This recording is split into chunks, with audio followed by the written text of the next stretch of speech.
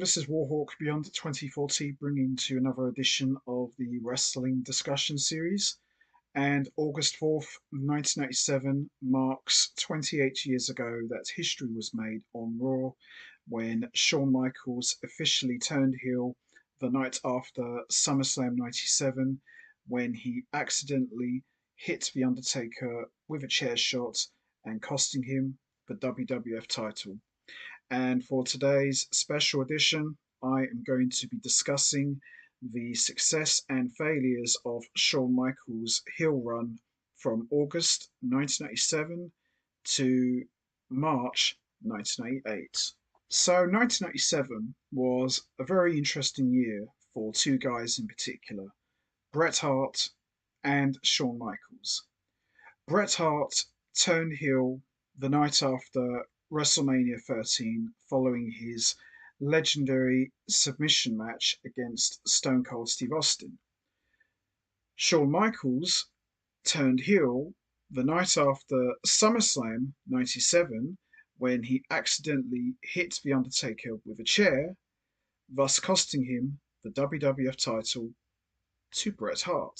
So prior to SummerSlam 97, Shawn Michaels was becoming very arrogant and becoming more cocky every single week, but he was still a beloved babyface and was mega hated in Canada, a reputation that would be cemented a couple months later. Shawn Michaels was appointed as the special guest referee for The Undertaker versus Bret Hart WWF title match at SummerSlam 97, with some very interesting stipulations. Bret Hart said that if he was unable to defeat The Undertaker for the WWF title, he would never compete or set foot in the United States ever again.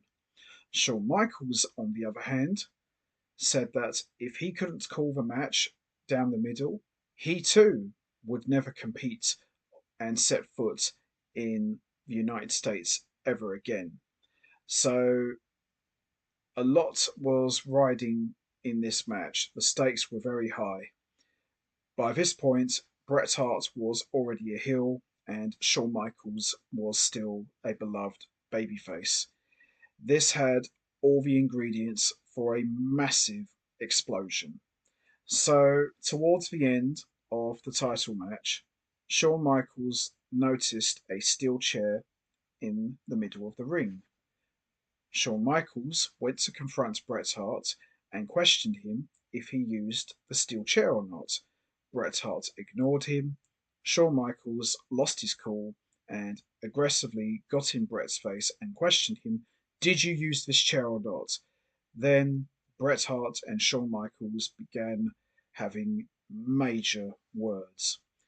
Bret Hart then spat in Shawn Michaels' face.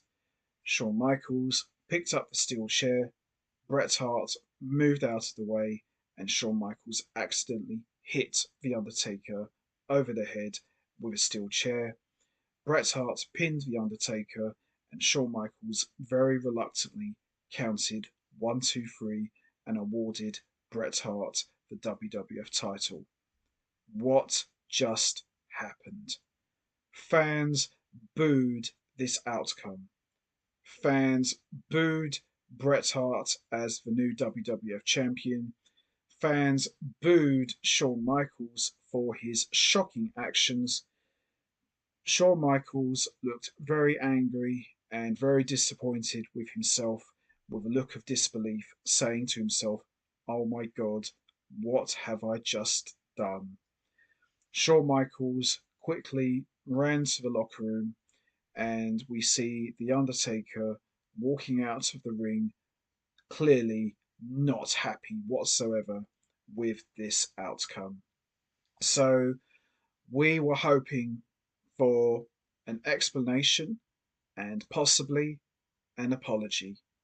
We got none of that, as the next night on Raw, Shawn Michaels was in the ring with Vince McMahon, who was conducting an interview with HBK, and Shawn Michaels blamed the company for putting him in this impossible situation. And Shawn Michaels said that, just for the record, me and Bret are not in cahoots. Bret Hart needs Shawn Michaels. And Shawn Michaels said that, you came to me, you made me the special guest referee, and I did a hell of a job. And just for your information, I wasn't aiming for The Undertaker. So clearly, Shawn Michaels was unapologetic in his actions and showed no remorse whatsoever. Shawn Michaels was now officially a heel. So Bret Hart and Shawn Michaels, who at one time were both beloved baby faces, were now both heels. What a crazy time 1997 was.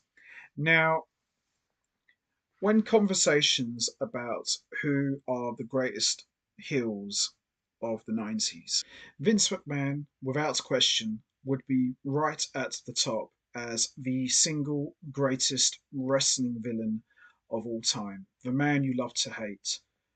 Triple H was one of the greatest heels of the 90s, although I would say that Triple H went on to become an even bigger and better heel heading into the beginning of the 2000s. But he was definitely up there in the late 90s as one of the most hated wrestlers in the company. The Rock was another one of the greatest heels of the 90s. But there was one guy who, dare I say, was right up there with those guys as wrestling's ultimate bad boy, and that was Shawn Michaels. And we did get a short heel run in 2005 when Shawn Michaels was mixing it up with Hulk Hogan, and it was absolutely fantastic. But sadly, it was only a 1 month run.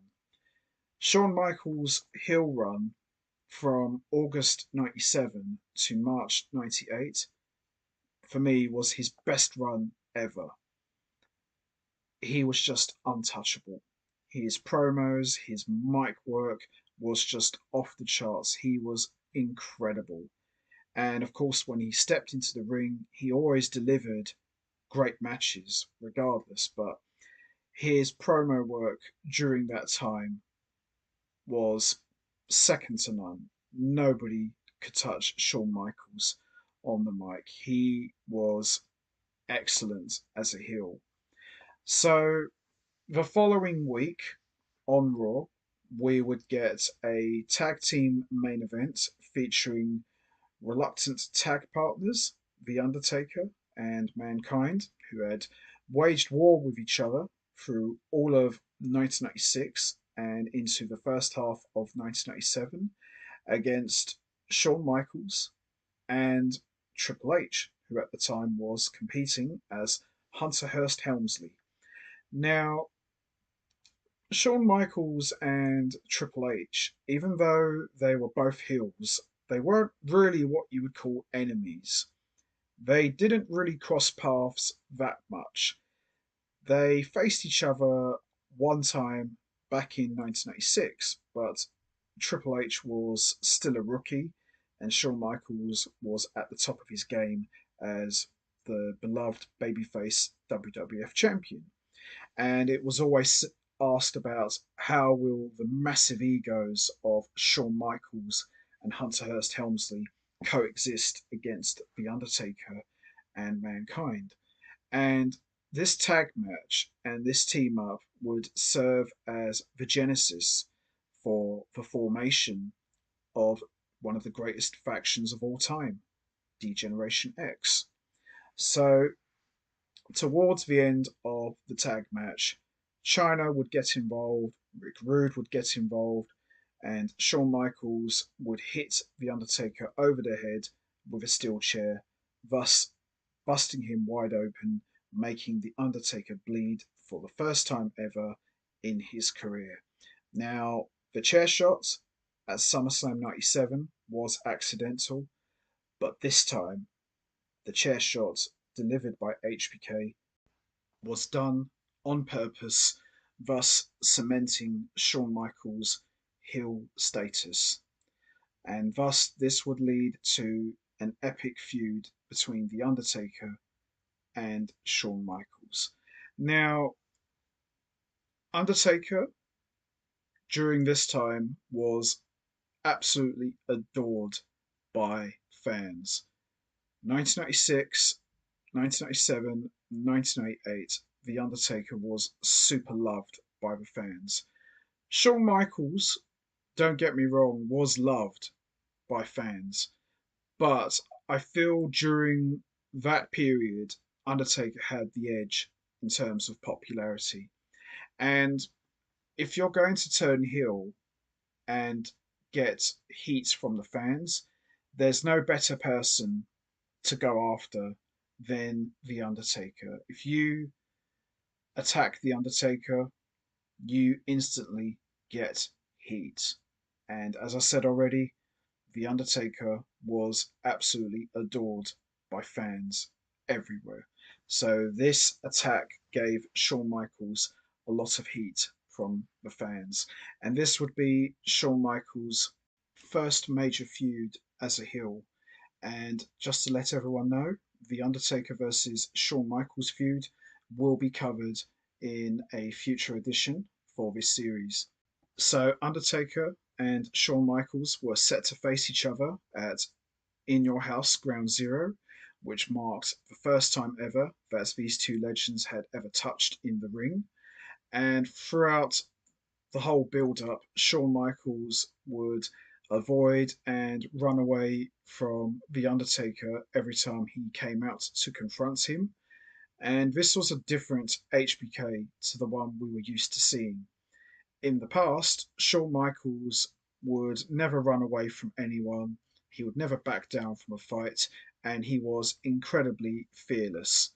This Shawn Michaels was a coward and would look for any excuse not to compete in a match against anyone, especially The Undertaker. So at Ground Zero, The Undertaker and Shawn Michaels was mostly a brawl with lots of interference. Undertaker would physically dominate HBK. Shawn Michaels would constantly try to walk out of the match, try and run away, and avoid all contact with The Undertaker. But there was no winner whatsoever. So after Ground Zero, we would see Shawn Michaels face the British Bulldog, Davy Boy Smith, at One Night Only in Smith's hometown of Manchester, England. And Shawn Michaels would defeat British Bulldog to become the European champion, thanks to Triple H, Chyna, and Rick Rude, who screwed British Bulldog out of the European title. This victory made Shawn Michaels more hated than ever. To put the screws to the beloved hero in his hometown made Shawn Michaels enemy number one. And it wouldn't be the last time Shawn Michaels would put the screws to a beloved hero in their hometown. He would do this again a couple of months later in a moment that still gets talked about to death to this day. So now that Shawn Michaels was the European champion, he was now the first ever company Grand Slam winner. He had held the WWF World title, the Intercontinental title, the Tag Team titles, and now the European title. So the following month, Shawn Michaels and The Undertaker would face each other again in a rematch in the first ever Hell in a Cell match at In Your House Bad Blood, with the stipulation that the winner would go on to face Bret Hart for the WWF title at Survivor Series 97. Now, as great as all the early Hell in a Cell matches were, for my money, the first ever Hell in a Cell match, Shawn Michaels versus The Undertaker, is by far still the absolute best ever. Nothing will ever top that match. So Shawn Michaels had to go it alone. No China, no Rick Rude, and no Triple H. Shawn Michaels had to face The Undertaker alone and survive. And he did. Shawn Michaels and The Undertaker put on an excellent match. And Shawn Michaels was pretty much in survival mode. He would do anything he could to keep The Undertaker down and look for any advantage he could get. Now, even though Shawn Michaels was already a heel by this point, he was still going out there and putting on the best match possible. Why? Because he can, in his own words. So, Undertaker physically dominated Shawn Michaels. He kicked him off the roof of the cell, thus making him crash through the Spanish announcer's table. He busted him wide open, and it looked like The Undertaker had the match won, but not so fast. The lights went out. Paul Bearer came out with Kane, who was making his debut that night, and Kane's debut will also be covered in this series.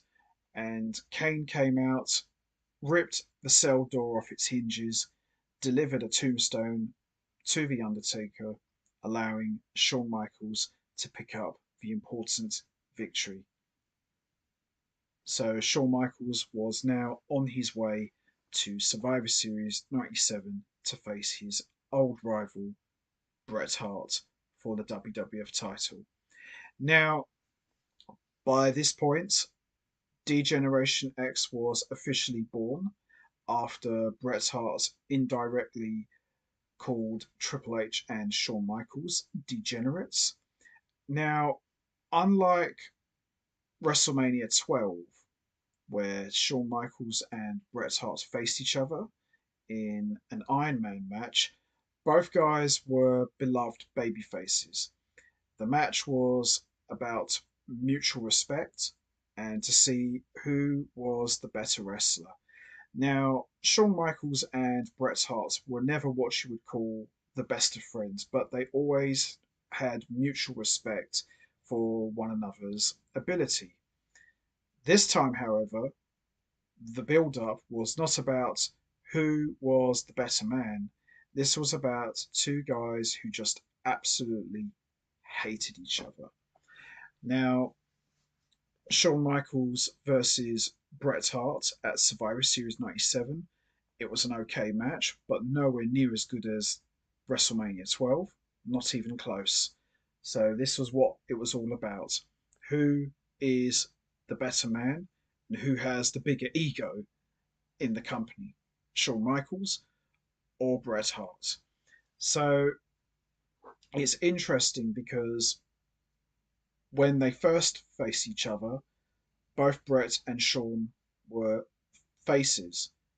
Fast forward a year later, Bret and Shawn were both heels. Heel versus heel, face versus face. Crazy. Absolutely crazy. So, Shawn Michaels did not endear himself to the Canadian fans. He would do the crotch chop to the Canadian flag. He would spit on the Canadian flag. He would do all sorts of disrespectful things to really rile up the Canadian audience. And towards the end of the match, Shawn Michaels would lock Bret Hart in the sharpshooter, and then it happened. Vince McMahon rang the bell, much to the shock and anger of Canadian fans. Bret Hart had been screwed. Shawn Michaels was now WWF champion. I am quite amazed that Shawn Michaels didn't get murdered that night. Unbelievable. So, Shawn Michaels was already hated as a heel with lots of nuclear heat. But after Survivor Series 97, Shawn Michaels came out of that event with radioactive heat. He was hated in and out of the ring. And this would be Bret Hart's final match in the WWF as he would leave to sign with WCW. So even though Brett was already gone, Shawn Michaels was still bad mouthing Brett, still making fun of him, and doing all sorts of things. He would even make a fake apology to Bret Hart, and even going as far as to bring out a midget dressed up as the Hitman and putting him in the sharpshooter, recreating the whole Montreal screw job. And this just made Shawn Michaels even more hated than ever. So Shawn Michaels was now the WWF champion, and he would go on to defend the WWF title in December at In Your House D-Generation X against Ken Shamrock, which, by the way, was an excellent match. It was really good. And towards the end of the match, Owen Hart would come out, and this would mark the first time that we had seen Owen Hart in quite a while. And even though HBK and Owen Hart feuded with each other, it later on became more about Triple H and Owen Hart. So as we headed into 1988, Shawn Michaels would defend the WWF title against The Undertaker in a casket match at the Royal Rumble. And this match was very good. I don't think this match gets enough love. I don't think it gets talked about that often by fans, but I really enjoyed it. I thought it was a great wrestling match.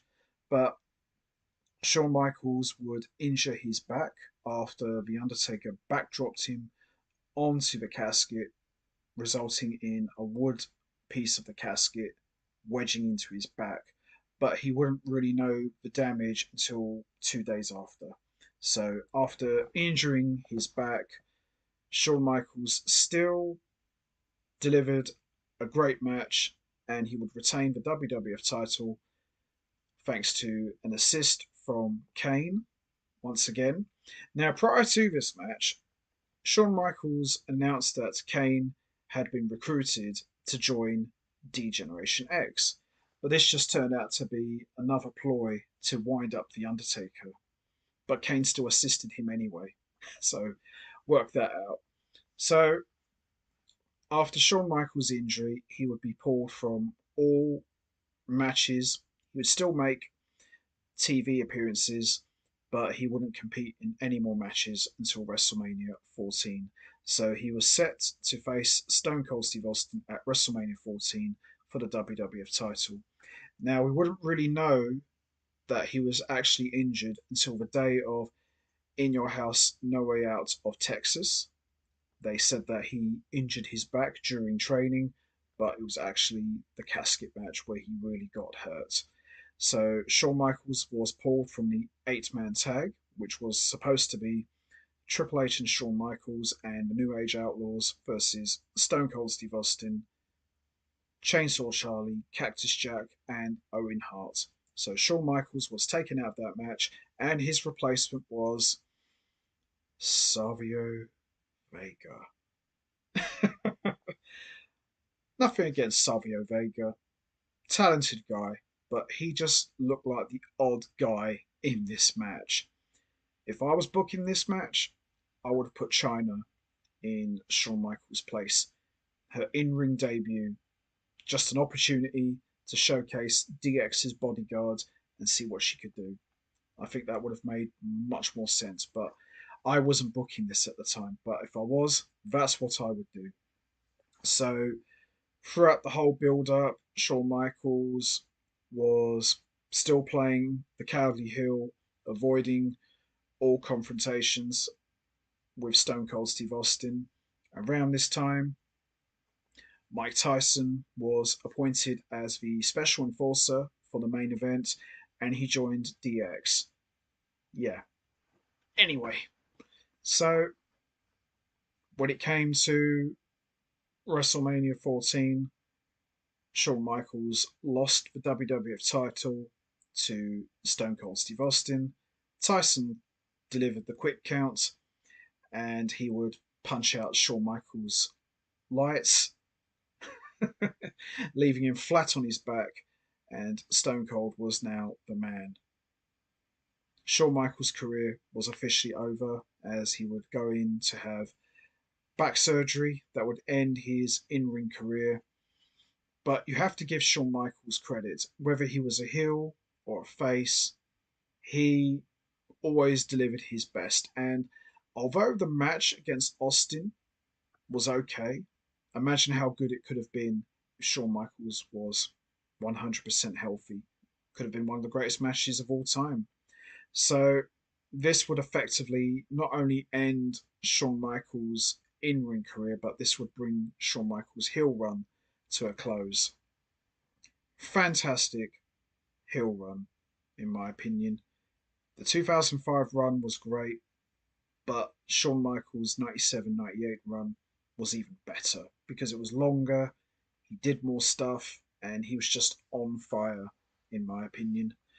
So, in terms of the success and failures of Shawn Michaels' 97-98 heel run, a complete success, 100%.